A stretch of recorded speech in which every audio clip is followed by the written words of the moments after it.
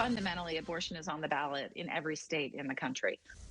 The debate over abortion access has been reignited. U.S. Senator Lindsey Graham proposed a national abortion ban in Congress. Good evening. I'm Jessica Coons. And I'm Jennifer Roscoe. The Reproductive Health Act protected abortion rights in Illinois, even if the Supreme Court overturned Roe v. Wade.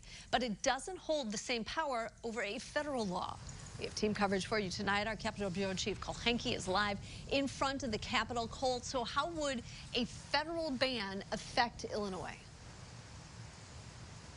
Well, Democrats have never hid from the fact that their shield for abortion access in the state has a very big weakness. If a federal ban goes through, then it does not matter what laws Illinois has on the books.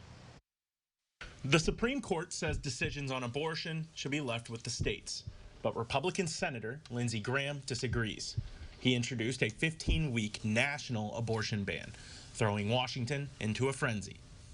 I think we should have a law at the federal level that would say after 15 weeks, no abortion on demand, except in cases of rape, incest, to save the life of the mother. This next step was one that Democrats have been fearing ever since the leaked version of the Supreme Court's decision on Roe v. Wade came down.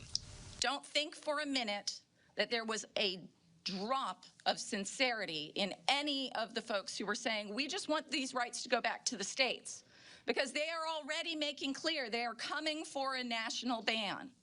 Illinois has been a haven state for abortion services since June, but a national ban would supersede even Illinois' strongest protections under the Reproductive Health Act. Yes, our laws would not supersede a federal ban if passed.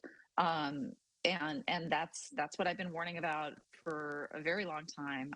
After the legislation was introduced, Governor Pritzker said in a statement, quote, "I will never stop fighting to support every Illinoisan's right to choose, and I call on all of our representatives to put people over party and vote against a nationwide ban on abortion." Now, just because this bill was introduced does not mean it will pass. Republicans in Washington already seem to be split on the idea, but Senator Lindsey Graham is pretty sure that if Republicans get a hold of the majorities in both the House and Senate in Washington, he's sure this bill could get a vote. Reporting in Springfield, I'm Cole Henke, WCIA3, your local news leader. Cole, thank you. We are continuing our team coverage tonight with reaction from lawmakers. WCIA3's Theodora Coulivaris spent the day calling candidates for office to see where they stand. Democrats did not mince words after they saw the proposed national abortion ban. There are those in the party that think life begins at the candlelight dinner the night before. But what do Illinois Republicans think? We reached out to several of their campaigns to see if they believe abortion clinics like this one should remain open. Illinois 13th District candidate Regan Deering opposes a national abortion ban. She was asked about that and the fallout of the overturning of Roe v. Wade on Capitol Connection in July. I absolutely agree with the Supreme Court returning the state decision on this issue. But the Susan B. Anthony list, the same group that stood with Senator Lindsey Graham as he proposed the national abortion ban, endorsed Deering, seen here on her website.